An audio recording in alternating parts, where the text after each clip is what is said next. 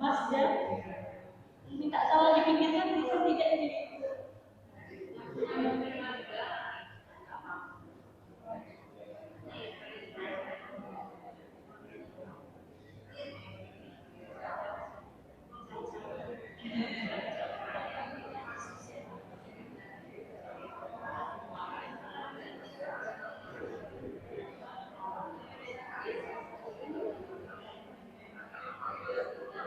Bismillahirrahmanirrahim.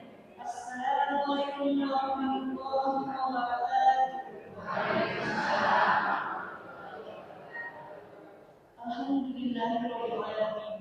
Wassalatu wassalamu ala asrofil anbiya'i wal mursalin wa ala alihi wa sahbihi ajma'in amma ba'du.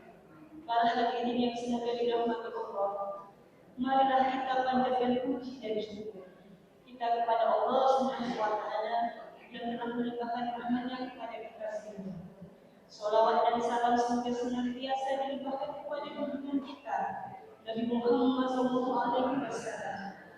Para hadirin jamaah kajian Ihsanah, saya mewakili pengurus Majelis Taklim Hasanah mengucapkan jazakumullah khair atas kehadirannya dan juga terima kasih kepada bapak-bapak, ibu-ibu yang sudah membantu menyiapkan kajian, men-share flyer kajian ini dan mengajak teman-temannya untuk menghadiri majelis ini.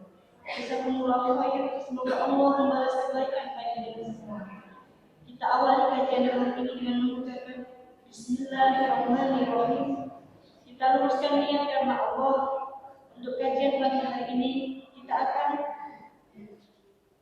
bersama dengan Ustaz Mas Izul. Waktu dan tempat kami persilahkan Ustaz.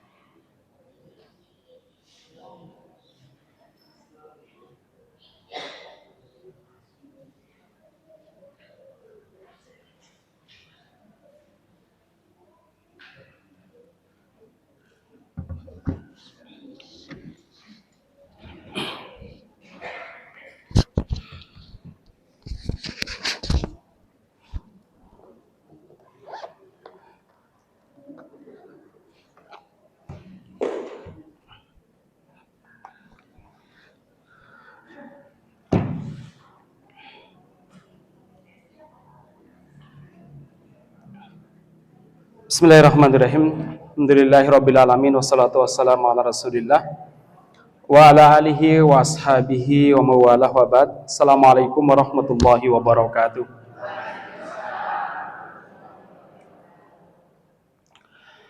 Innal hamdalillah nahmaduhu wa nasta'inuhu wa nastaghfiruhu wa nastahdih. Wa na'udzu billahi min syururi anfusina wa min sayyiati a'malina may yahdihillahu fahuwal muhtad wa may yudlilhu fala hadiyalah. Asyhadu an la ilaha illallah wa asyhadu anna Muhammadan abduhu wa rasuluh. Allahumma shalli wa sallim ala nabiyyina Muhammadin wa ala alihi wa ashabihi wa mawala. Rabbi shrah li sadri wa yassir li amri wa hlul 'uqdatam min lisani yafqahu qawli. Allahumma anfa'na bima 'allamtana wa 'allimna ma yanfa'una wa zidna ilman wa ba'd. Jamaah sekalian, alhamdulillah di kesempatan pagi yang sangat cerah ini kita dimudahkan oleh Allah Subhanahu wa taala untuk duduk bersama dalam rangka tawassul bil haq dan tawassul bis sabar di salah satu rumah dari rumah Allah Subhanahu wa taala, yaitu Masjid Al-Ikhlas ya. Alhamdulillah, sebelum Ramadan saya udah ngisi dulu di sini ya. Alhamdulillah, yang luar biasa dulunya perjuangan bapak-bapak kami luar biasa. Saya masih ingat ketika masjid masih bangunan lama dulu Mas ya. Bangunan lama, alhamdulillah sekarang udah luar biasa. Mudah-mudahan bertambah keberkahannya dengan adanya kajian demi kajian, sehingga mereka yang menginfakkan hartanya dan mendonasikan hartanya untuk pembangunan masjid ini semuanya dilimpahkan kebaikan dan pahala yang luar biasa. Baik jamaah sekalian yang mudah-mudahan dirahmati Subhanahu wa taala, sebelum saya mulai kajian udah ada yang WA saya untuk menitik beratkan kepada, saya nggak tahu siapa orangnya ya, nomor asing. Tolong Ustaz tekankan kepada bapak-bapak, ibu-ibu untuk menerima takdir pasangan masing-masing ini ya. Waduh, ini apa juga ini ya. Baik, jemaah sekalian yang mudah-mudahan dirahmati Subhanahu wa taala. Jadi ada yang bermain di belakang dulu ya. Alhamdulillah di kesempatan pagi ini kita dimudahkan oleh Allah Subhanahu wa taala untuk bisa bertatap muka. Kalaulah bukan karena nikmat Allah Subhanahu wa taala kita tidak bisa berjumpa di majelis ini. Kalaulah bukan karena karunia dari Allah Subhanahu wa taala, mungkin kita susah untuk melangkahkan kaki di tempat ini. Alhamdulillah dengan segala kesempurnaan yang Allah berikan kepada kita, Allah Subhanahu wa taala mudahkan langkah kita ke sini. Alhamdulillah Allah Subhanahu wa taala menganugerahkan kepada kita nikmat iman dan juga nikmat kesehatan. Nikmat yang dengannya kita bisa menikmati berbagai macam kenikmatan lainnya. Nikmat iman membuat kita bisa kenal siapa Rabb kita. Kita pun bisa mengadu setiap permasalahan yang kita hadapi kepada Allah Subhanahu wa taala. Dengan nikmat iman kita tahu bahwa permasalahan hidup ini semuanya di bawah takdir dan kendali Allah Subhanahu wa taala. Dan kalau Allah Subhanahu wa taala berkehendak untuk mengubah sesuatu, maka tidak akan pernah ada yang mampu menolaknya. Sebagaimana kalau Allah Subhanahu wa taala menahan segala sesuatu, maka tidak akan ada seorang pun yang mampu untuk melanjutkannya. Sebagaimana doa kita sehabis salat ya, di antara zikir yang kita baca dan disunahkan adalah Allahumma la mani'a lima a'tait wa la mu'tiya lima mana'at ya. Ya Allah, tidak ada orang yang mampu menghalangi sesuatu yang kalau engkau sudah menghendakinya untuk diberikan kepada seseorang atau diberikan kepada sebuah bangsa atau diberikan kepada sebuah masyarakat, maka tidak ada seorang pun yang mampu menghalanginya. Sebagaimana kalau Allah Subhanahu wa taala telah menghalangi sesuatu, ya menghalangi sesuatu untuk sampai kepada seseorang, maka tidak akan ada seorang pun yang mampu untuk memberikannya. Ya, sebagaimana juga disebutkan dalam sebuah hadis, Allah Subhanahu wa taala berfirman dalam hadis qudsi, "Ya ibna Adam, wahai anak-anak Adam, lau anna awwalakum wa akhirakum," andaikan orang-orang yang dahulu kala semenjak Nabi Adam diciptakan sampai manusia akhir zaman nanti, semua anak Adam baik dari kalangan manusianya atau dari kalangan jinnya berkumpul di salah satu tempat, kemudian mereka meminta kepadaku dalam satu waktu, kemudian aku berikan kepada masing-masing manusia dan jin apa yang mereka minta, apapun yang mereka minta, maka itu tidak akan mengurangi apapun yang ada di sisiku, kecuali seperti berkurangnya air laut ketika jarum dimasukkan kemudian kita ambil. Masya Allah, maha besar karunia Allah Subhanahu wa taala. Sebagaimana Allah Subhanahu wa taala juga pernah memberikan nasihat, Rasulullah pernah memberikan nasihat kepada Abdullah bin Abbas radhiyallahu an, yaitu sepupu beliau. Apa kata beliau? Wahai saudaraku, kata Rasulullah, andaikan semua manusia berkumpul dalam rangka untuk memberikan manfaat kepadamu, ala yanfa'uka bisyai'in, dengan sesuatu aja, memberikan yang bermanfaat, memberikan suatu kebaikan untukmu, semua manusia berkumpul, mereka berupaya untuk memberikan satu kebaikan saja, maka lam yanfa'uka bisyai'in illa bisyai'in qad kataballahu lak. Mereka tidak akan mampu memberikan apapun kepadamu walaupun sesuap nasi, kecuali kalau kebaikan tersebut memang telah ditakdirkan oleh Allah untukmu. Artinya semua bangsa, semua manusia bisa memberikan satu kebaikan kepadamu karena memang itu takdir Allah Subhanahu wa taala. Sebagaimana sebaliknya, andaikan semua bangsa mereka berkumpul dalam rangka ala ayyadurruka bisyai'in, hendak mencelakakan kamu dengan misalkan dengan jarum peniti saja atau dengan satu tusukan duri saja, lam yadurruka bisyai'in, semua bangsa tadi tidak akan mampu untuk menusuk atau tidak akan mampu untuk memberikan madarat kepadamu kecuali dengan mudarat yang memang Allah telah takdirkan untukmu.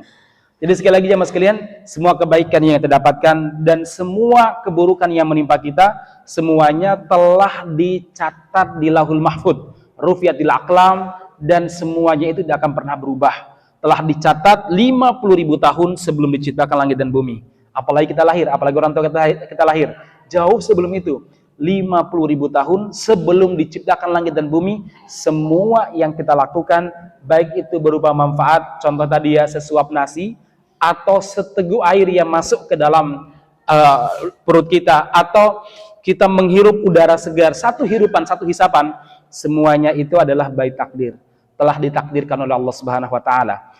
Kemudian tidak ada mara bahaya, tidak ada ujian yang menimpa kita, kecuali memang itu telah Allah Subhanahu wa taala tulis 50.000 tahun sebelum diciptakan langit dan bumi. Bahkan lebih daripada itu, nasib kita di kuburan seperti apa? Nasib kita di alam mahsyar seperti apa? Sampai apakah kita termasuk penduduk surga, mudah-mudahan, atau na'udzubillah, mudah-mudahan kita berlindung darinya, kita atau ada di antara orang yang ditakdirkan masuk neraka, semuanya telah ditentukan. 50.000 tahun sebelum diciptakan langit dan bumi, jemaah sekalian. Ya, semua telah ditentukan. Makanya ma'asyiral muslimin yang mudah-mudahan dirahmati Allah Subhanahu wa taala, inilah keagungan takdir, inilah iman kepada takdir yang membuat seorang muslim itu kalau punya iman kepada takdir seharusnya menjalani semua kehidupannya di dunia ini jam dari jam ke jam, dari detik ke detik, semuanya itu dia merasakan kenikmatannya, keindahannya. Dia bisa senyum di atas derita yang dia alami. Baik, ma'asyiral muslimin yang mudah-mudahan dirahmati Allah Subhanahu wa taala, itu poin pertama yang saya sampaikan ya. Ma'asyiral muslimin yang mudah-mudahan dirahmati Allah Subhanahu wa taala, terkait masalah takdir. Ini merupakan rukun iman yang keberapa ibu-ibu? Rukun iman kita berapa? 6. Yang keenam berapa? Ya, antu'mina, hendaklah kamu beriman dengan takdir Allah Subhanahu wa taala, baik yang buruk maupun yang baik. Semua dari Allah Subhanahu wa taala. Maka ma'asyiral muslimin yang mudah-mudahan dirahmati Allah Subhanahu wa taala, kita lihat kalau orang sudah beriman kepada takdir, mungkin manusia yang hari ini memberikan contoh yang luar biasa kepada kita, bagaimana betul-betul beriman kepada takdir, bukan sekedar teori yang diucapkan, adalah saudara-saudara kita yang ada di Palestina. Betul-betul luar biasa jemaah sekalian. Kita lihat bagaimana kesabaran mereka ketika rumah mereka hancur, istri mereka terbunuh, anak mereka juga demikian. Saat ditanya oleh wartawan, apa kata mereka? Semua takdir Allah Subhanahu wa taala dan Allah tahu yang terbaik untuk saya. Masya Allah ya. Itu adalah bagian, ini bukan sekedar teori, tapi ini praktek daripada iman kepada takdir. Saya kemarin melihat ada seorang wanita yang keluar dari daerah namanya Khan Yunus yang sekarang diserang habis-habisan oleh Israel. Itu keluar membawa gerobak, isi gerobaknya bukan makanan, tapi ada 3 tubuh. 1 jenazah suaminya, yang kedua anak 1 dan 2-nya yang terluka parah. Masya Allah, ibu ini dengan sabar sekali keluar membawa jenazah sang suami, kemudian kedua anak yang terluka parah keluar dari serangan roket yang luar biasa. Beliau masih punya harapan untuk hidup. Masya Allah jemaah sekalian ya. Saya membayangkan seorang perempuan menghadapi kondisi seperti itu. Mungkin bagi perempuan-perempuan zaman sekarang, di sini tidak ada sih ya. Di luar sana, mungkin lebih baik apa? Mati saja bersama suami, udah menunggu roket menghantam dirinya. Tapi apa yang dilakukan? Dia mencoba untuk keluar dan mengatakan dengan kalimat-kalimat yang luar biasa, kalau memang Allah menakdirkan untuk syahid di sini, maka akan gugur. Tapi maka aku akan gugur dan aku sudah melakukan sebuah upaya untuk menyelamatkan anak-anakku. Ya, kalaupun mati saya sudah melakukan sebuah upaya dan nanti akan saya pertanggungjawabkan di hari kiamat nanti. Kalaupun saya selamat, alhamdulillah, berarti Allah Subhanahu wa taala masih beri kesempatan kepada saya untuk menghirup kenikmatan-kenikmatan lainnya. Subhanallah jemaah sekalian. Ini sekali lagi takdir yang luar biasa ya. Beriman kepada takdir yang luar biasa. Oleh karena itu, ma'asyiral muslimin yang mudah-mudahan dirahmati Allah Subhanahu wa taala, sekarang kita masuk pada sebuah cerita bagaimana yang namanya takdir itu kalau sudah diberikan kepada kita tidak akan meleset kepada yang lain. Rasulullah SAW pernah bersabda, wa'lam, dan ketahuilah wahai saudaraku, kata Rasul kepada Abdullah bin Abbas, andaikan ya, wa'lam anna ma akhta'aka lam yakun liyusibaka wa ma asabaka lam yukun liyukhti'aka. Salah satu rukun iman kepada takdir yang patut kita jadikan sebagai status dalam hidup kita adalah apa? Sesuatu yang ditakdirkan untuk kamu dapati tidak akan pernah meleset dari kamu, baik berupa kebaikan ataupun keburukan, dan sesuatu yang buruk yang sesuatu yang tidak ditakdirkan untukmu, baik itu sesuatu yang baik atau sesuatu yang buruk, rizki ataupun musibah, tidak akan pernah menimpamu kecuali kalau itu telah ditakdirkan oleh Allah Subhanahu wa taala. Dulu ada salah seorang yang disebutkan dalam sebuah kisah, dia ini jatuh dalam sebuah sumur tua. Zaman dulu kan sumur di sawah, sumur di di kebun, itu kan banyak jemaah sekalian. Biasanya orang-orang dulu buat sumur ya, tidak ada bor sebagaimana sekarang. Buat sumur untuk mengambil untuk mengambil air. Biasanya kalau sudah musim kemarau, sumur tersebut ditutup ya. Sumur tersebut ditutup, nanti kalau musim hujan baru kemudian dibuka lagi untuk digunakan pengairan bagi kebun. Saya masih ingat ketika saya zaman kecil begitu. Jadi bapak itu punya di setiap kebun itu ada beberapa sumur ya. Nah, kan biasanya panen itu cuma 2 kali. Ya, biasanya satu padi, kemudian yang kedua adalah kedelai ataupun kacang atau apalah ya. Nah, kalau udah musim panas karena udah nggak ada hujan, itu biasanya ditutup. Sumurnya biasanya kering kalau musim hujan ya. Nah, zaman dulu begitu. Mungkin ibu-ibu zaman now nggak begitu bisa memahami membayangkan ya. Saya bisa membayangkan karena saya pernah seperti itu. Nah, suatu waktu jemaah sekalian ada seorang yang jatuh ke sumur ya, jatuh ke sumur, kemudian dia berteriak minta tolong. Ya, kemudian alhamdulillah ada orang yang bisa menolongnya, dia pun keluar dari sumur tersebut. Orang ini bertanya terheran-heran, "Mas, kok bisa kamu masuk sumur? Kok bisa kamu terjatuh ke dalam sumur?" Ya, padahal sudah ditutup. Dia bilang begini, saya sebentar ya. Saya tadi panaskan susu, mau tak minum dulu susu saya itu ya. Akhirnya dia minum susunya, saya akan melakukan reka ulang, dia bilang ya. Baik. Jadi tadi Mas, aku tuh mundur-mundur nyari kayu bakar ya. Mundur, terus aku tiba-tiba nginjak begini, jatuh. Dan jatuh benar. Dan dia meninggal. Jatuh kedua kalinya dia meninggal. Apa kata para ulama dan apa kesimpulannya? Para ulama mengatakan, kalau sesuatu tersebut telah ditakdirkan untuk didapati oleh seseorang, maka orang tersebut tidak akan mati sampai dia mendapatkan sesuatu tersebut. Kalaupun ada sebuah rizki yang ditakdirkan untuk dia, maka dia tidak akan meninggalkan dunia ini kecuali rizki tersebut telah dia dapatkan. Karena untuk siapa rezeki tersebut?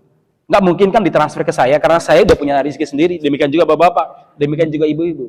Demikian juga musibah yang menimpa seorang. Kalau memang ditakdirkan menimpa dia, dimanapun dia berada, maka dia akan mendapatkannya. Kalau ditakdirkan, kapan dia mati, kapan dia meninggal, dan lain sebagainya, semua telah ditakdirkan.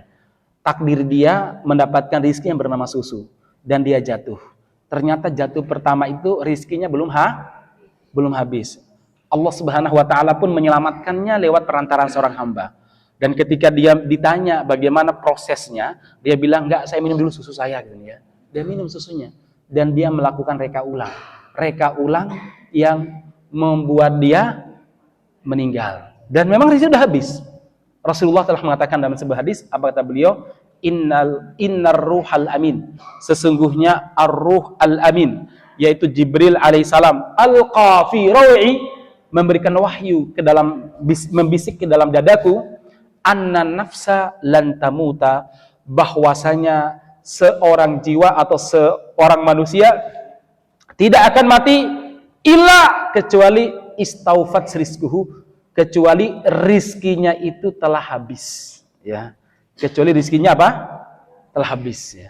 Makanya kalau ada orang bangun rumah baru dia tempati sepekan atau mungkin baru didoakan gitu ya, didoakan, belum pindah-pindah barang atau baru pindah barang, kemudian didoakan, dia keluar ingin cari makan atau karena capek mungkin ditabrak atau meninggal atau bagaimana ya, kemudian ada orang mengatakan, "Ya Allah, kasihan ya baru bangun rumah ya, ini jadi rizkinya istrinya, rizkinya anak-anaknya." Emang iya betul, itu bukan rizki dia. Rizki dia hanya sampai membangun saja ya, dan menempatinya selama beberapa jam. Sisanya rezeki orang lain. Makanya ma'asyiral muslimin yang mudah-mudahan dirahmati Allah Subhanahu wa taala, ini satu hal yang perlu kita sampaikan. Baik, sekarang kita masuk pada sebuah kepastian. Jemaah sekalian, ada beberapa kepastian dalam kehidupan kita. Kepastian pertama adalah keimanan kita ini pasti akan diuji oleh Allah Subhanahu wa taala.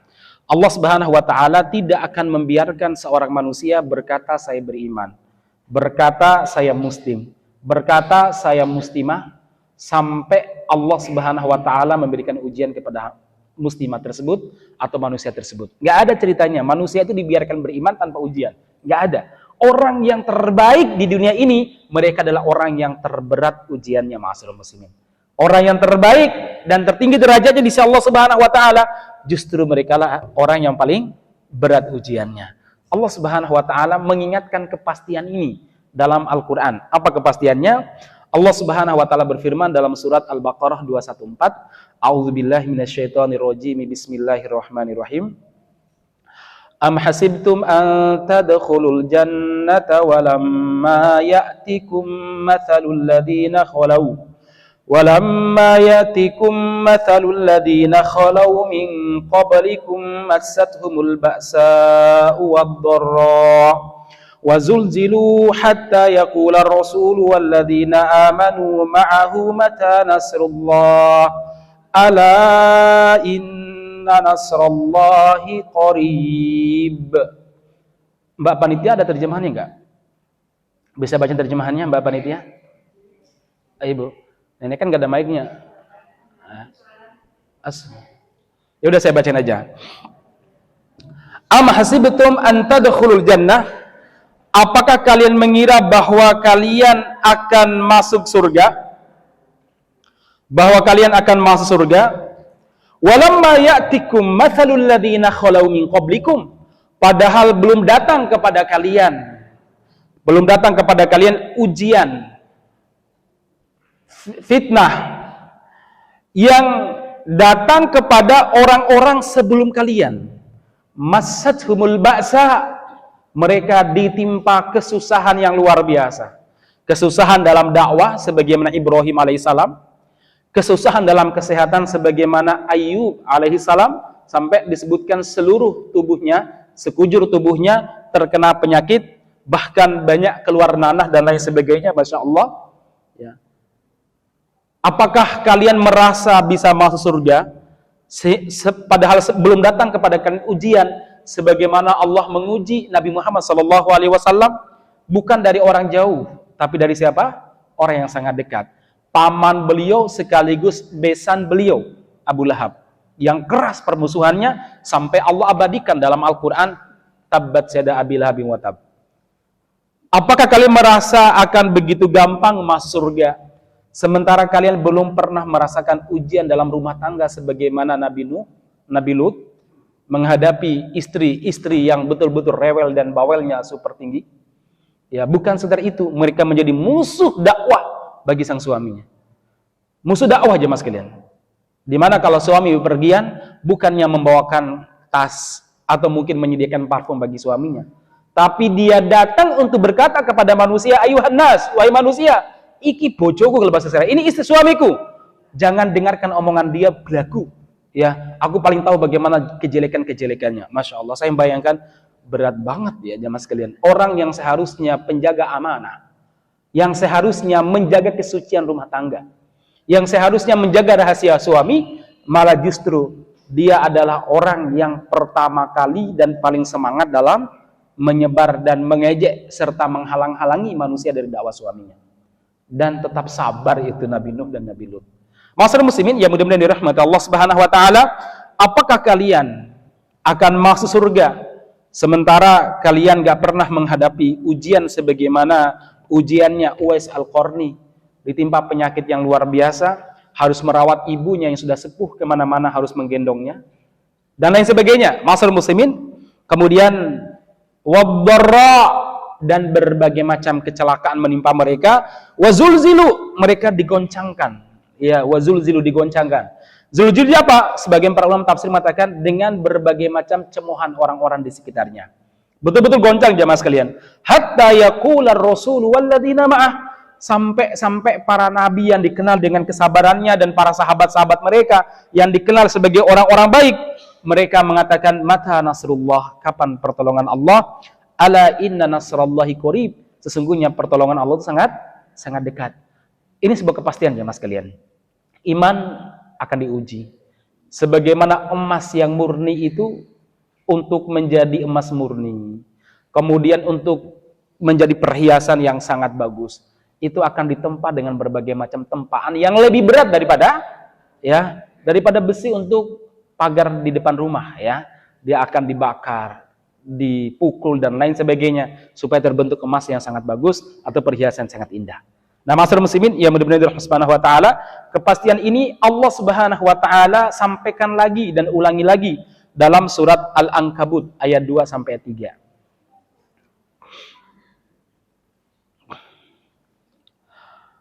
Ahasiban nas, sebentar.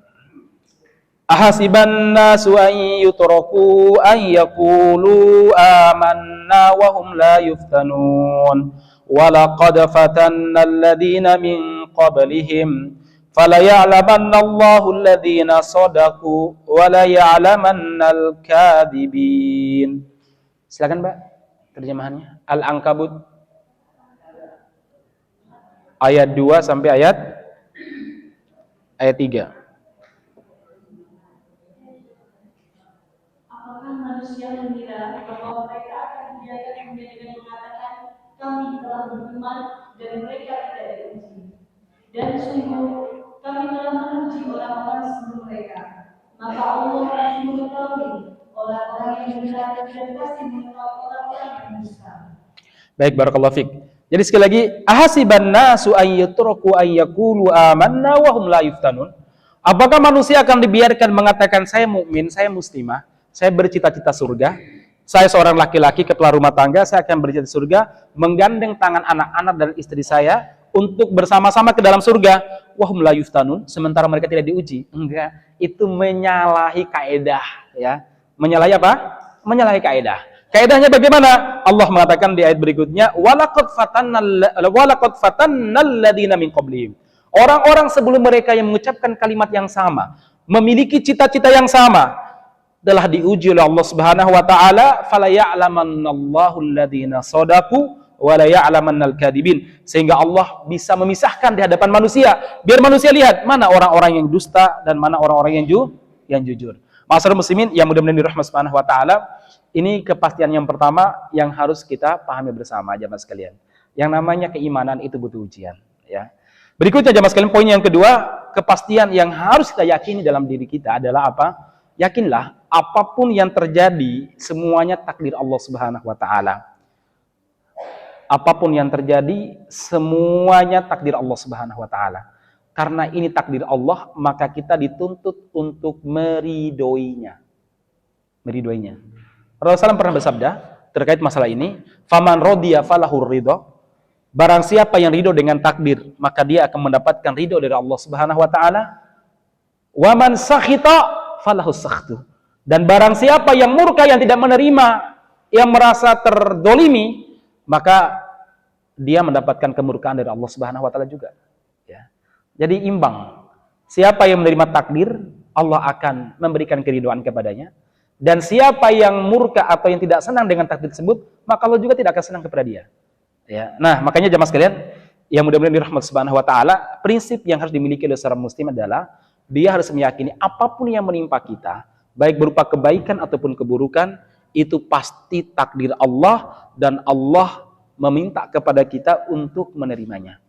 Ya. Allah berfirman menceritakan bagaimana kisah orang-orang beriman ketika pada perang, ya, pada perang Khandaq, di mana musuh-musuh menyerang. Saat itu orang-orang munafik memprovokatori, ya, memprovokasi. Wah, kalian begini-begini, gara-gara kalian begini, akhirnya kalian diserang macam-macam. Apa ungkapan mereka? Qul, katakan kepada orang-orang kafir, katakan kepada orang-orang munafik, dan katakan kepada jiwa-jiwa yang lemah, la yusibana illa ma kataballahu lana. Surat At-Taubah 51.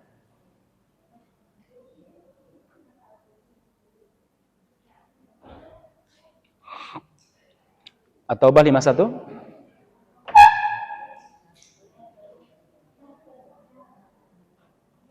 Siapkan terjemahannya. Qul lan yusibana illa ma kataballahu lana huwa maulana wa 'alallahi falyatawakkalul mu'minun.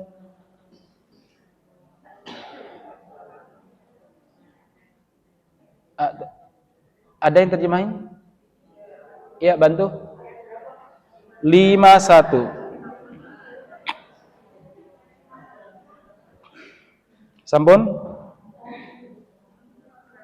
Katakanlah Muhammad, tidak akan menimpa kami melainkan apa yang telah ditetapkan Allah bagi kami. Dialah pelindung kami dan hanya kepada Allah bertawakal orang-orang yang beriman. Ulangi sekali lagi biar terpahami dan baik, terhayati. Katakanlah Muhammad, tidak akan menimpa kami melainkan apa yang telah ditetapkan Allah bagi kami. Dialah pelindung kami dan hanya kepada Allah bertawakal orang-orang yang beriman. Baik, ini sebuah kepastian yang harus diyakini seorang muslim. Dan ini merupakan mantra di saat kita menghadapi berbagai macam masalah. Qul la yusibana illa ma kataballahu lana. Tidak ada yang menimpa kami kecuali semuanya takdir dari Allah Subhanahu wa taala. Wa maulana, dialah Allah yang mengendalikan hidup kami. Ya, dialah Allah Subhanahu wa taala yang mengendalikan kami. Dialah Allah tempat kami meminta, dialah Allah tempat kami berkeluh kesah. Wa 'alallahi falyatawakkalul mu'minun. Dan hendaklah seorang mukmin bertawakal kepada Allah atas setiap takdir dan setiap masalah yang dia hadapi. Masyarakat muslimin, keyakinan inilah yang membuat orang-orang beriman pada zaman dulu sampai sekarang itu bisa bertahan di tengah berbagai macam cobaan. Saya membayangkan, kalau seandainya umat lain selain umat Islam menimpa apa yang menimpa umat Islam hari ini berupa permusuhan, bagaimana musuh-musuh berupaya untuk menghancurkannya sebagaimana saudara-saudara di Palestina, saya rasa mereka tidak akan bertahan. Mungkin stres, mungkin depresi jamaah sekalian, bahkan mungkin bunuh diri. Ya. Tapi karena keyakinan terhadap takdir inilah yang membuat kaum muslimin bisa bertahan di tengah berbagai macam ujian dan cobaan. Nah, masyarakat muslimin yang mudah-mudahan dirahmati Allah Subhanahu wa taala, sekali lagi keyakinan ini harus kita miliki. Karena ini sebuah kepastian. Kalau kita tidak punya keyakinan yang ini, bahwa semua takdir Allah dan kita harus menerimanya, saya rasa kita tidak akan bisa berdamai dengan hidup kita. Kita akan melihat segala sesuatu yang menimpa kita, hatta kurang nyenyak tidur gara-gara ada tetangga yang ngorok misalkan. Itu sebagai sebuah kutukan bagi kita. Dan kita tidak akan bisa nyaman jamaah sekalian. Baik, itu keyakinan kedua. Keyakinan ketiga adalah apa? Yakinlah pilihan Allah untuk kita jauh lebih baik daripada pilihan kita untuk kita sendiri.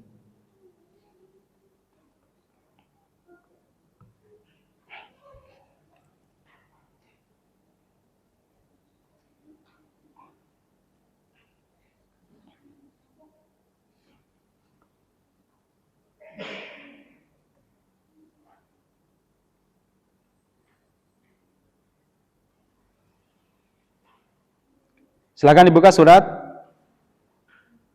Al-Baqarah 216.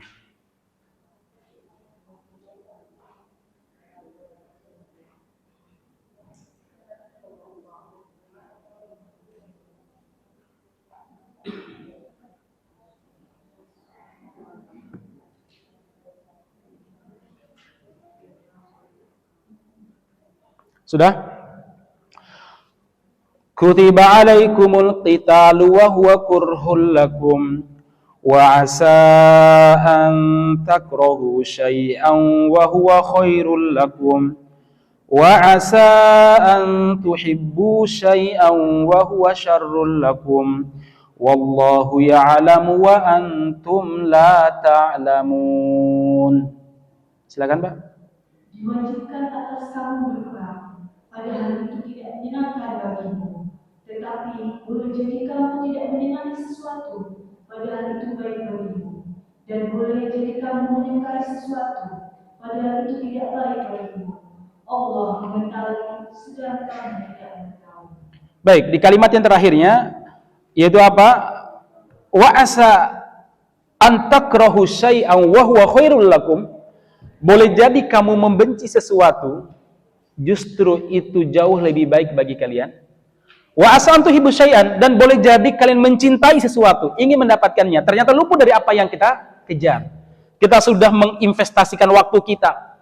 Kita sudah menginvestasikan harta kita, tenaga kita, pikiran kita selama misalkan bertahun-tahun, ternyata luput dari kita. Kita merasa kehilangan. Kita merasa stres mungkin. Kita merasa depresi.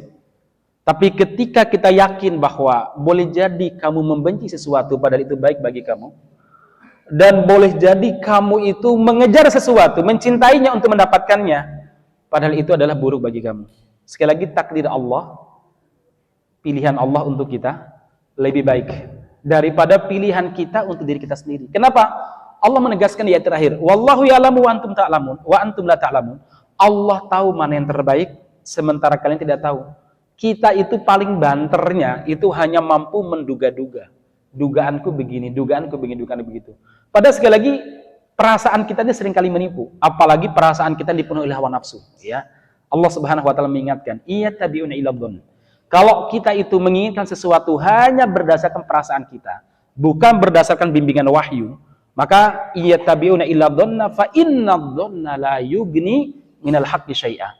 Ketika manusia hanya mengikuti sesuatu berdasarkan hawa nafsunya, bukan berdasarkan bimbingan dari wahyu Allah Subhanahu wa taala, sesungguhnya nafsu tidak memberikan apa-apa dari sebuah kebenaran. Nafsu tidak bisa memberikan kebenaran, enggak bisa. Nafsu itu hanya keinginan yang kadang baik, kadang buruk. Makanya kenapa Allah Subhanahu wa taala menurunkan akal, menurunkan roh, menurunkan wahyu kepada kita? Karena nafsu itu enggak cukup untuk menjadikan kita ini baik di dunia ini. Kan para ulama mengatakan Allah memberikan kepada kita bekal alami semua manusia.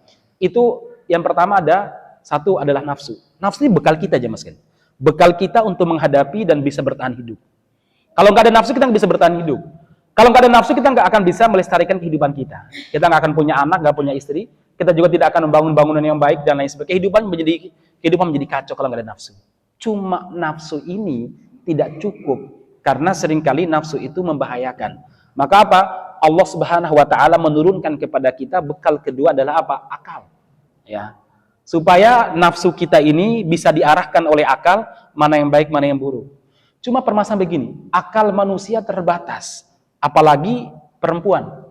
Rasulullah SAW menyebutkan perempuan itu naqisati aqlin. Akalnya kurang. Sementara laki-laki emosinya berlebihan. Akalnya kurang ya Mas kalian. Ini kita akui akal dalam mana apa maksudnya? Yaitu dalam mempertimbangkan di masa yang akan datang. Seringkali dibawa oleh perasaan. Dan perang terberat seorang perempuan adalah perang melawan perasaan. Aglabiyatud dhon kata para ulama. Perempuan itu disifati dengan dua hal kekurangannya. Kalau seandainya dua hal ini mampu dia kendalikan, maka dia akan mampu mengendalikan dirinya semuanya. Apa itu? Satu aglabiyatud dhon, yaitu banyak berprasangka. Ya, banyak berperasaan. Yang kedua apa? Suratul inqilab. Mudah berubah. Kenapa? Karena dipengaruhi oleh emosi. Mudah berubah. Kalau mereka mampu mengendalikan ini semuanya, maka dia akan bisa menjadi manusia terbaik. Rasul mengatakan semua perempuan itu kurang akalnya kecuali 4. Ya, yaitu Asyah, istrinya Firaun, Maryam, siapa? Ibunda Nabi Isa alaihissalam. Kemudian Fatimah apanya? Anaknya Rasulullah SAW. Yang keempat siapa? Khadijah. Semua perempuan kurang akalnya kecuali ini. Makanya kalau kita lihat jamaah sekalian, bagaimana kesabaran perempuan yang sempurna akalnya, silakan kita pelajari. Kayaknya 4 perempuan ini perlu kita pelajari. Bagaimana Asia akalnya lebih utama daripada perasaannya. Demikian juga Maryam. Demikian juga Khadijah, demikian juga siapa? Fatimah radhiyallahu anha. Nah, baik jemaah sekalian yang mudah-mudahan dirahmati Subhanahu wa taala, ini yang perlu kita ucapkan. Allah tahu yang terbaik. Kita tidak tahu. Banter-banternya kita hanya berprasangka. Dalam masalah makanan saja lah misalkan, kita berprasangka kalau minum air dingin ataupun jus dingin di siang hari panas kita seger. Setelah itu apa yang terjadi, Pak? Ibu-ibu setelah itu apa yang terjadi? Batuk.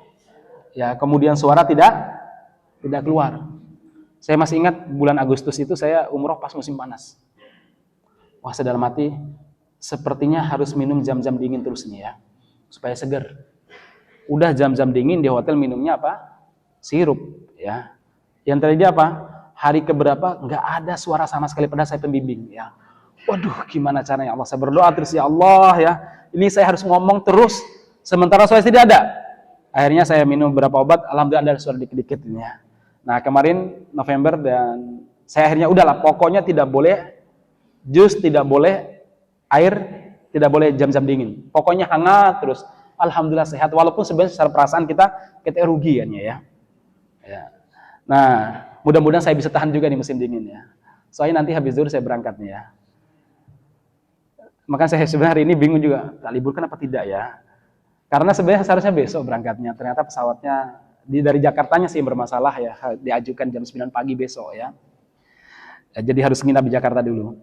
Baik jamaah sekalian yang mudah-mudahan dirahmati Subhanahu wa taala. Ini satu hal yang perlu kita pahami. Ternyata perasaan kita itu nggak cukup menjadi pemandu. Makanya apa? Allah memberikan akal. Namun akal kita itu bisa berubah ketika ilmu pengetahuan kita itu terbatas. Atau ketika kita hidup di sebuah lingkungan yang memang akalnya rusak. Seperti orang-orang hidup di Eropa, akalnya rusak jamaah sekalian. Coba lihat bagaimana kehidupan mereka sekarang. Ya Allah, mengerikan sekali. Ya. Makanya apa? Allah menurunkan bekal ketiga agar kita bisa menjadi khalifah fil ardi, menjadi pemimpin di dunia, di muka bumi. Apa itu bekal ketiga? Yaitu fitrah. Jadi fitrah ini sangat kuat. Bahkan orang yang tidak beriman pun kalau dia mengikuti fitrah dia akan selamat. Dia pasti akan menuju Islam. Apa fitrah itu? Banyak. Laki senang perempuan itu fitrah aja mas sekalian. Jadi ibu-ibu kalau punya anak laki-laki usia kuliah kok senang sama akhwat, berarti fitrahnya lurus ya. Tinggal diarahkan saja. Ya, jangan dimarahin gitu. Tinggal diarahkan. Fitrahnya bagus berarti ya. Tapi kalau sudah umur 30 orang gelem sama perempuan. Nah ini bermasalah ya. Malah perlu ditakuti. Ya, jangan alhamdulillah anakku soleh gitu ya. Oh enggak. Itu problem. Saya kemarin beberapa waktu lalu ditelepon sama seorang umahat. Dia minta kepada saya untuk terlibat menyelesaikan kasus adiknya sama adik iparnya. Saya bilang, kenapa bun? Ini adik saya Ustaz, digugat cerai oleh istrinya. Loh, kok bisa? Ceritanya adik saya kan pekerja berat Ustaz, pekerja keras ya. Bukan pekerja berat, pekerja keras. Ya kerjanya maksudnya kerja kantoran sih ya. Terus nggak mau nikah-nikah, akhirnya kita paksa nikah karena umur udah lebih Ustaz. Nikah lah Ustaz. Nah ini sudah 7 atau 8 bulan Ustaz, atau 6 bulan lah ini istrinya ngajukan perceraian Ustaz. Loh kenapa? Saya bilang gitu ya. Istrinya sampai sekarang masih perawan Ustaz katanya gitu. Oh begitu. Loh sebenarnya adik jenengan karena adiknya laki-laki, adiknya ibu itu kenapa? Pasti ada masalah. Enggak Ustaz, adik saya soleh kok. Ya enggak pernah kenal perempuan gitu ya. Cuma di masjid ngaji terus itu kayaknya nggak ngerti masalah itu deh Ustaz. Saya bilang sesoleh-solehnya laki-laki itu malah ngerti banget urusan kayak gitu, saya bilang begitu ya. Oh ini perlu problem, saya bilang. Tolonglah diperiksa, saya bilang dulu. Diperiksa itu di psikologis. Karena banyak kasus justru teman-teman atau mungkin tadi ya karena salah didik mungkin ya terlalu protek orang tuanya kadang seperti itu. Apa-apa protek macam-macam akhirnya apa? Merusak fitrah anak laki-lakinya. Ya, merusak fitrah laki-lakinya. Jadi anak laki-laki itu ya kadang kalau senang sama perempuan ya tinggal diingatkan saja ya. Kalau dia berantem jangan ojo berantem beli enggak apa-apa berantem itu. Asalkan berantemnya dalam hal yang baik. Maksudnya biar gitu. Karena itu adalah bagian daripada karakter laki-laki. Yang penting diarahkan ikut ikut latihan apalah karate atau apa ya biar nanti bisa diarahkan senang tarungnya. Itu penting. Baik jemaah sekalian, ini di antara hal yang perlu kita sampaikan. Yang ke berapa? Yang keempat. Sesuatu yang perlu diyakini oleh kita sebagai seorang muslim dalam menghadapi urusan apapun adalah apa? Yakinlah bahwa semua ujian pasti kita akan mampu melewatinya. Semua ujian pasti mampu kita lewati. Ini keyakinan harus dimiliki oleh seorang muslim. Ketika seorang muslim merasa minder dan tidak mampu, maka Allah betul-betul tidak akan berikan kemampuan kepada dia. Makanya dalam sebuah hadis, Rasul pernah bersabda, "Wa fi kulli khairin ihris ala ma yanfa'uka." Ini nasihat Nabi. Dalam perkara-perkara yang baik dan itu bermanfaat bagi kamu, kejar, rakuslah, kejar. Wasta'in billah, dalam mengejar itu, mungkin walaupun proyeknya gagal terus, kejar terus kata Rasul. Ya, wasta'in billah. Ibarat Anda pernah nggak lihat kerakusan yang paling rakus itu biasanya apa? Serigala ya. Serigala itu kalau namanya rakus ya, dipukulin lari balik lagi ya. Dipukul lari, balik lagi. Nggak pernah ada kapok. Diusir 100 kali, maka dia akan balik 101 kali. Itulah serigala jemaah. Rakus. Serigala itu dikenal sebagai rakus. Saya pernah dijalan oleh salah seorang pejuang di Afghanistan. Jadi suatu waktu jemaah sekalian mereka ini punya kambing. Di sebuah camp, kambingnya itu mati. lantas mereka kuburkan karena di tengah hutan, camp di tengah hutan, dikuburkan kambing tersebut biar nggak bau. Ya, kata beliau sebenarnya cukup dalam ya. Kurang lebih sekitar 1 meter lah dalam lubang tersebut. Udah dikubur. Kalau kita kan 1 meter udah cukup luar biasa Pak ya. Nah, jamaah sekalian, malamnya mereka mendengarkan lolongan serigala. Ya. Kemudian setelah itu ma'asyiral muslimin, pagi harinya mereka melihat ternyata apa tadi? Ya, kubur kambing tadi, bayang kambing ini telah lubang, digaruk dan diambil oleh serigala. Padahal kalau kita pikir-pikir, serigala itu nggak punya skop, nggak punya tembilang jamaah sekalian. Tapi bisa mengeluarkan itu semua. Itu namanya rakus. Mas, kata Rasulullah, dalam kebaikan dan itu bermanfaat bagi kamu, rakuslah kata Rasul. Tapi ingat, wasta'in billah, minta pertolongan sama Allah. Prinsipnya. Yang kedua, prinsip saat kita mengejar apa yang kita inginkan, wala ta'jaz, jangan merasa tidak mampu. Kata Rasul, jangan merasa tidak mampu. Yakinlah, saya mampu. Ya berat, memang berat. Ketika kita mengatakan atau ketika kita merasa bahwa ujian yang kita hadapi di luar kemampuan kita, takdir yang kita hadapi di luar kendali kita, di luar kemampuan kita, mau saya, maka pada saat itu hakikatnya kita ini telah suudzon kepada Allah Subhanahu wa taala. Dan suudzon kepada Allah itu buruk jemaah sekalian. Allah berjanji, la yukallifullahu nafsan illa wus'aha. Allah tidak akan pernah memberikan ujian kepada siapapun kecuali di batas kemampuannya. Maka ketika kita berprasangka bahwa ujiannya di luar kemampuan saya, di luar kendali saya menyerah. Pada saat itulah sebenarnya kita ini berprasangka buruk kepada Allah Subhanahu wa taala. Saya berbicara ujian ya, bukan maksiat ya. Ya. Jangan samakan antara maksiat sama ujian. Ini ujian jemaah sekalian. Anda berbuat baik, Anda hijrah, ingat ibu-ibu, bapak-bapak sekalian, jangan mengira ketika kita melangkahkan kaki di jalan hijrah ini, hijrah dari berbagai macam karakter dulu, hijrah dari lingkungan yang rusak, hijrah dari teman-teman yang buruk, kemudian Anda mulus terus. Tidak, justru hijrah itu penuh dengan berbagai macam rintangan. Sebagaimana para sahabat dulu hijrah dari keyakinan jahiliyah, hijrah dari Makkah menuju negeri Islam yaitu Madinah. Tantangannya luar biasa ma'asyiral muslimin. Jadi jangan dikira saat hijrah kemudian job Anda kalau dulu mungkin artis atau mungkin Anda seorang pengusaha lantas kemudian rame terus ya. Kalau seandainya nggak rame berarti Anda itu langkahnya salah. Oh salah demikian itu. Jangan dikira para artis ketika mereka hijrah kemudian job mereka rame, enggak, bahkan sepi, bahkan nggak dapat kerjaan sama sekali. Kan itu ujian jemaah sekalian. Tapi seorang muslim tetap meyakini apapun ujian menimpa dia dan apapun masalah yang dia hadapi, dia mampu melewatinya. Karena Allah berjanji tidak akan memberikan ujian kepada kita kecuali di batas kemampuan kita. Allah mengharamkan dirinya untuk menguji kita di luar kemampuan kita. Enggak. Nah, disinilah jamaah sekalian yang perlu kita yakini sebagai seorang muslim. Makanya ma'asyiral muslimin yang mudah-mudahan dirahmati Subhanahu wa taala, Rasulullah sallallahu alaihi wasallam mengingatkan kepada kita, kalau kita menghadapi berbagai macam ujian, jangan pernah mengucapkan kata-kata pesimis. Ucapkanlah kata-kata optimis.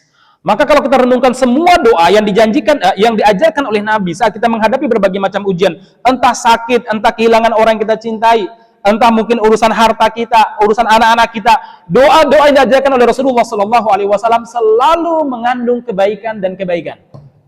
Sebagai sebuah contoh jemaah sekalian, saat Rasulullah SAW menghadapi berbagai macam masalah, maka pada saat itu Rasulullah mengajarkan kepada kita segera berwudu, kemudian sholat 2 rakaat, dipanjangkan ruku dan sujudnya, dan berdoa. Doa ini yang luar biasa. Apa doa beliau?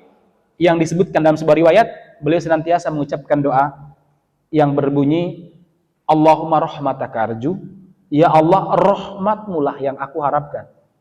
Fala takilni ila nafsi tarfata ainin, jangan biarkan aku sendiri dan sendirian mengurus masalahku. Jangan ya Allah, libatkan dirimu ya Allah. Wa aslih li sya'ni kullah, dan perbaiki semua urusan saya, urusan ekonomi saya, urusan bisnis saya, urusan tetangga saya, urusan keluarga saya, urusan saya dengan anak saya, dengan besan saya, dengan mertua saya, dengan istri saya, dengan anak saya. Ya Allah, perbaikilah semuanya. La ilaha illa anta, karena tidak ada ilah yang diharapkan kecuali Engkau ya Allah. Ini doa. Doa ini kira-kira pesimis apa optimis? Kira-kira menyemangati atau membuat kita loyo?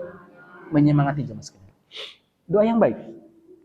Rasulullah pernah bersabda juga dalam sebuah hadis, apa kata beliau? La adwa wala tiyarata. Saat kalian sakit, jangan pernah berpikir bahwa itu menular. Enggak, tidak ada penyakit menular dan tidak ada burung pembawa kesialan. Kan kadang kalau kita menghadapi berbagai macam masalah, seringkali hal-hal yang rodo-rodo kurang disenangi itu dihubung-hubungkan. Ya, dihubung-hubungkan. Contohnya apa ibu? Ibu-ibu yang suka menghubungkan ini ya. Oh, pantesan tadi diam. Ternyata memang nggak suka sama aku ternyata ya. Padahal mungkin orang diam tadi ngantuk ya misalkan ya. Atau diamnya belum sarapan.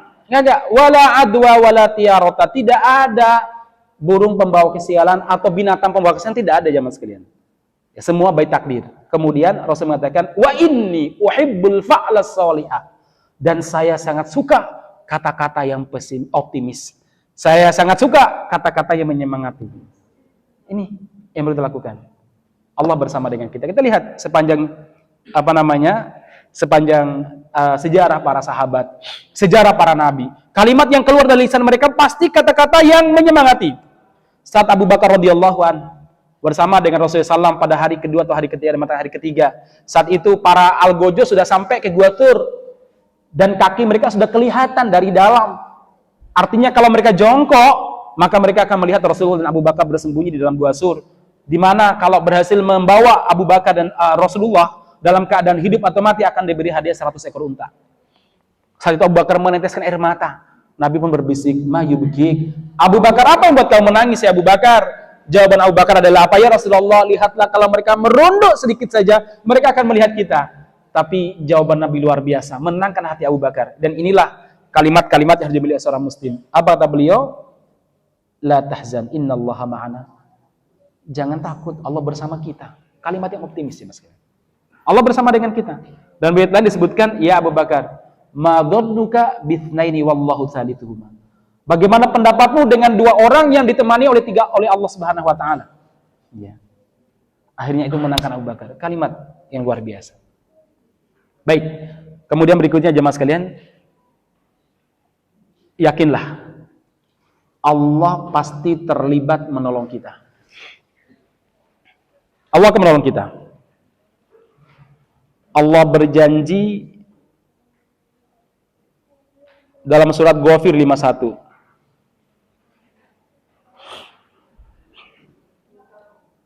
Ghafir 51 atau Al-Mu'min kalau surat lain. Inna lanansuru rusulana walladzina amanu fil hayatid dunya wa yawma yaqumul ashhad.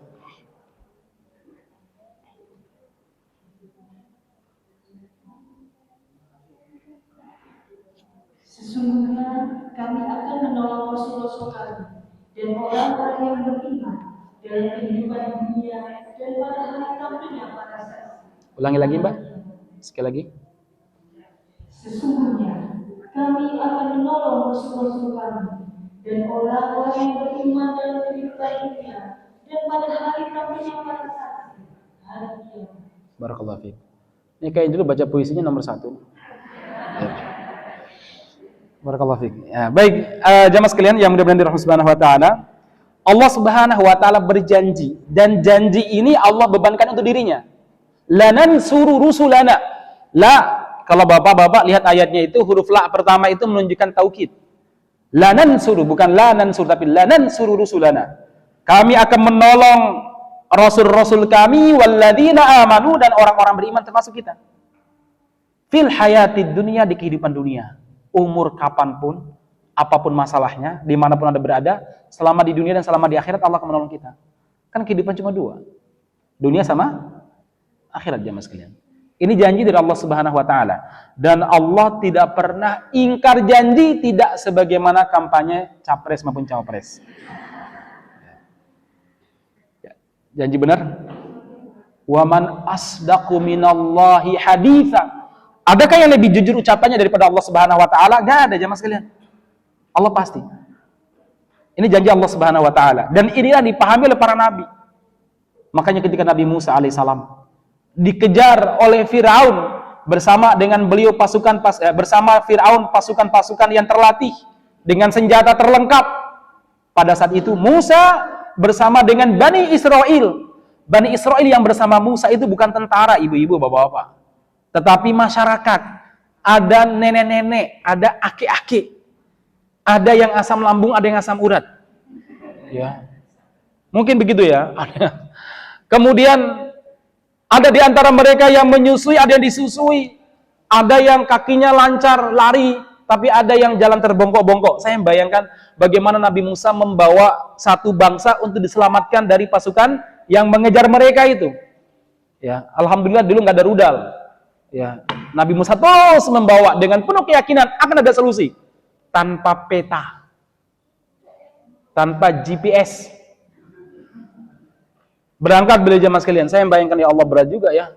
Soalnya saya dulu pernah membawa santri. Santri mendaki Gunung Lawu, dari Lawu Long March sampai Boyolali. Ya ampun juga sih, ada yang nangis di tengah jalan, ada yang sakit, kakinya sakit, ada yang kulitnya kukunya terkelupas ya. Dan lain sebagainya. Wah, ribetnya luar biasa, padahal nggak ada musuh yang mengejar. Ya. Nah, ini Nabi Musa. Sampailah mereka di Laut Merah. Tidak ada kapal selam, tidak ada helikopter yang menyelamatkan mereka. Di belakang mereka sudah kelihatan. Sampai Allah mengabadikan dalam sebuah ayat di surat bentar. Tolong dibacakan ayat terjemahannya.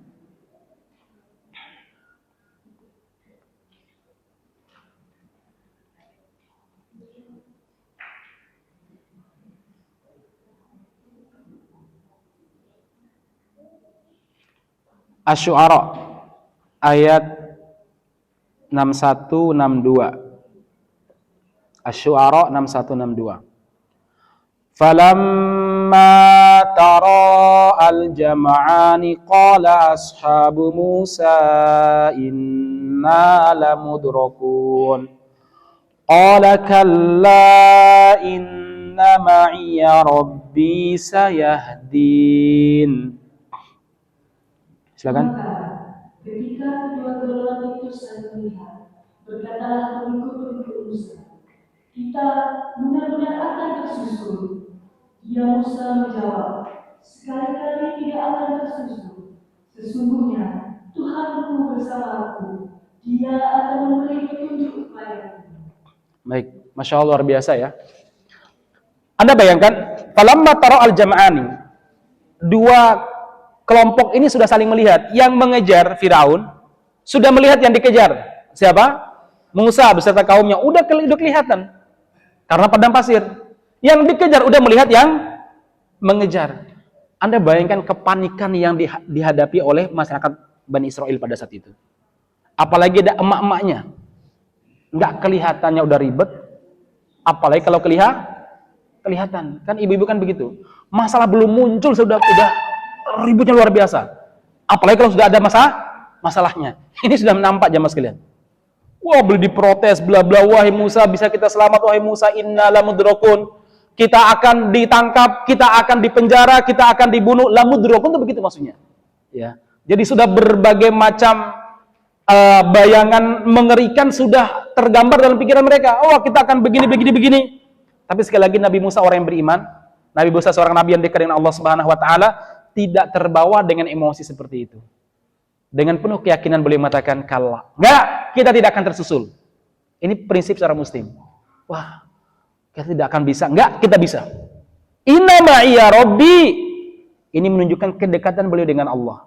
Bersamaku ada Robku. Kalimatnya Robku, Robbi. Bukan bersamaku ada Allah. Apa bedanya? Begini, kalau Allah itu kan seperti ada orang ketiga. Kalau Robbi sangat dekat sekali. Ya. Bersamaku ada Robku, ada pelindungku, ada penolongku. Sayahdin, dan Robku akan memberikan solusi atas masalah yang saya hadapi. Masya Allah. Apa solusi yang Allah berikan?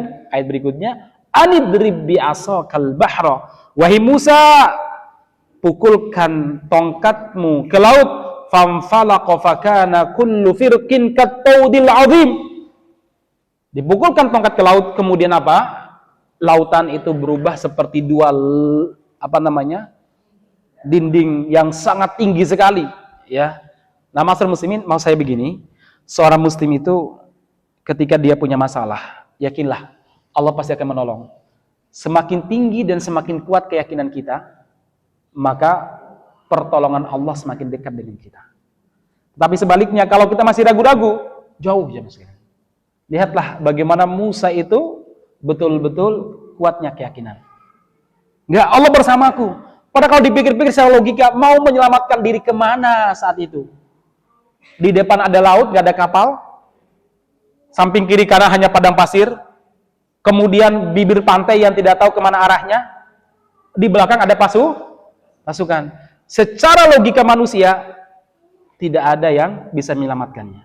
Dan memang begitulah Allah bekerja. Allah bekerja dengan cara tidak dengan logika dan nalar manusia. Jangan melogikakan pertolongan Allah dengan nalar kita yang sempit dan terbatas. Jangan membatasi pertolongan Allah dengan nalar kita yang terbatas. Masya Allah jemaah sekalian, luar biasa. Enggak, Allah akan menolong saya. Allah tidak akan membiarkan saya, Allah akan berikan solusi. Kalimat-kalimat yang seharusnya diucapkan oleh seorang muslim ketika menghadapi berbagai macam masalah. Luar biasa. Baik, yang terakhir. Berapa nih? 7 ya? Oh ya, 6. Yakinlah, bersama kesulitan pasti ada solusi. Bersama kesulitan pasti ada kemudahan. Semakin gelapnya malam dan semakin pekatnya malam berarti fajar sebentar lagi terbit. Badai di laut tidak selamanya terjadi. Pasti ada masa-masa laut itu tenang jemaah sekalian. Ya. Makanya Allah mengatakan fa inna ma'al usri yusra. Inna ma'al usri yusra. Sesungguhnya bersama kesulitan ada kemudahan, dan bersama kesulitan pasti ada kemudahan. Ya, ini wa annal faraja ma'al karbi kata Rasul, wa annan nasra ma'as sabri. Sesungguhnya solusi bersama dengan kesulitan yang kita hadapi dan pertolongan bersama dengan kesabaran. Itu kata Rasulullah Sallallahu Alaihi Wasallam. Nah, ma'asyiral muslimin yang mudah-mudahan dirahmati Allah Subhanahu Wa Taala, ya, inilah prinsip yang dimiliki oleh seorang muslim. Ya. Ibarat dalam sebuah ayat di surat apa itu, Allah Subhanahu wa taala menggambarkan ya di surat Yunus 110. Yunus 110. Semakin sulit maka semakin dekat solusi. Allah berfirman, hatta idastai'asar rusul wa dhannu annahum qad kudzibu ja'ahum nasruna fanujjiya man nasha'u wa la yuraddu ba'sana 'anil qaumil mujrimin. Silakan. Al-Yusuf. Tadi saya bilang apa? Sorry, Yusuf ya. Ya, Yusuf sama Yunus kan dekat-dekat.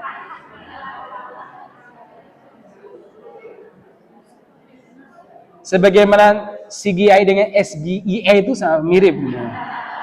Cuma satu logat Inggris, logam Jawa, Solo, yang satu bahasa Inggris beneran. Yusuf 110. Sehingga apabila para rasul tidak mempunyai harapan lagi tentang keimanan kaumnya dan telah meyakini bahwa mereka telah didustakan, datanglah kepada mereka para rasul, itu pertolongan kami, lalu diselamatkan orang-orang yang kami kehendaki, dan siksa kami tidak dapat ditolak dari orang yang berdosa. Ulangi, Mbak. Sehingga apabila para rasul tidak mempunyai harapan lagi tentang keimanan kaumnya dan telah meyakini bahwa mereka telah didustakan, datanglah kepada mereka para rasul, itu pertolongan kami, lalu diselamatkan orang yang kami kehendaki, dan siksa kami tidak dapat ditolak dari orang yang berdosa. Barakallahu fiik. Hatta istai'asa itu bahasa Indonesianya hampir putus asa. Kayak udah gak ada harapan deh. Rumah tanggaku sama bapak sama suamiku udah gak ada harapan deh. Udah gak ada harapan sama sekali. Rumah tanggaku dan istriku udah gak ada harapan. Apa lagi diharapkan? Suami udah sakit-sakitan, kerja juga enggak, misalkan ya. Udah gak ada harapan. Sama di saat kita punya usaha, udah gak ada harapan. Kenapa? Gagal. Orang yang gak dukung bla-bla. Semakin kita hampir putus harapan kepada manusia dan kepada makhluk, maka pertolongan Allah kalau kita yakini semakin dekat. Ibarat kalau saya gambarkan ada seorang mengatakan ini ibarat taruhlah tali ini. Kalau semakin kencang, semakin dekat dengan putusnya atau semakin jauh? Semakin cepat putusnya? Sama. Masalah juga demikian jemaah sekalian. Semakin kencang, semakin sempat, semakin kencang, lama-kelamaan apa? Putus. Demikianlah permasalahan yang kita hadapi. Karena Allah tidak akan membiarkan kita diuji di luar kemampuan kita. Barakallahu fikum, jazakallahu khairan.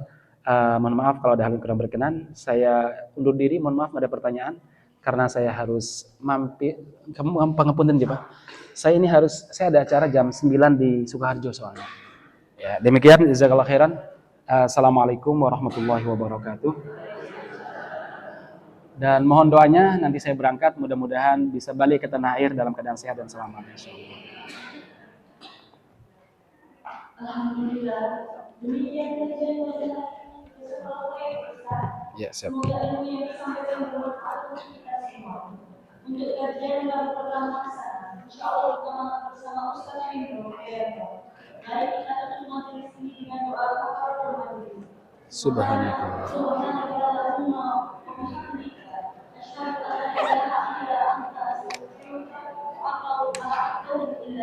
Assalamualaikum warahmatullahi wabarakatuh. Waalaikumsalam.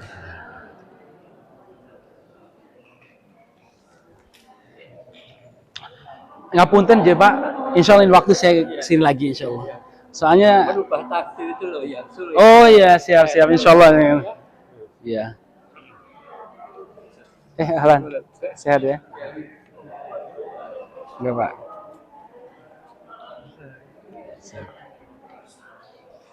Monggo aja Pak. Amin insyaallah. Sehat ya? Alhamdulillah. Ya Allah. Makanya.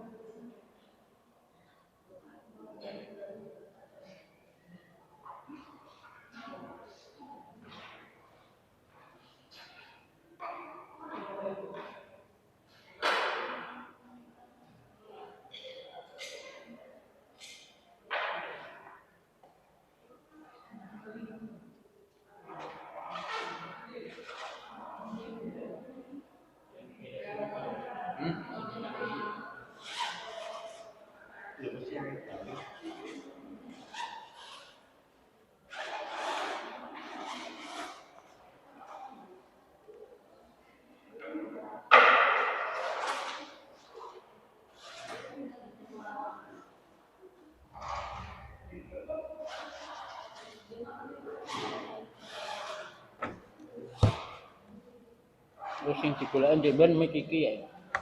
Sing digoleki ndek mik iki. Ning ndi? Baru mik iki.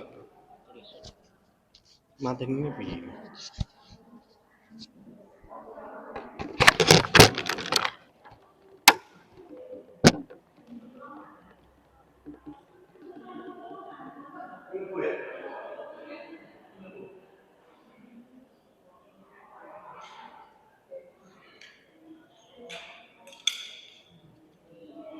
Kira iso. Iki mare ukurane beda. Ukurane iki diganti. Oh, lah mbok ganti.